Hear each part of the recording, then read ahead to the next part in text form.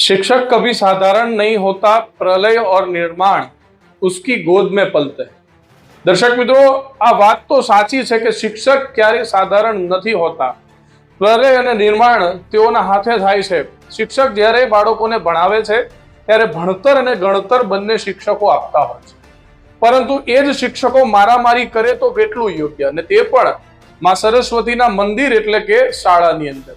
આ જ પ્રકારની ઘટના ભરૂચ જિલ્લાના જંબુસર તાલુકાના નવયુગ વિદ્યાલયની સામે આવી રહી છે. નવયુગ વિદ્યાલયમાં કેટલાક કલાકોથી એક વિડીયો જે છે એ સીસીટીવી ફૂટેજ જે છે એ વાયરલ થયા છે. દર્શક મિત્રો, સીસીટીવી ફૂટેજમાં જોવા મળી રહ્યું છે કે ઠાકોર નામના જે આચાર્ય છે તે આચાર્ય જે છે એક શિક્ષકને લાફા પર લાફા ઝીકી રહ્યા છે.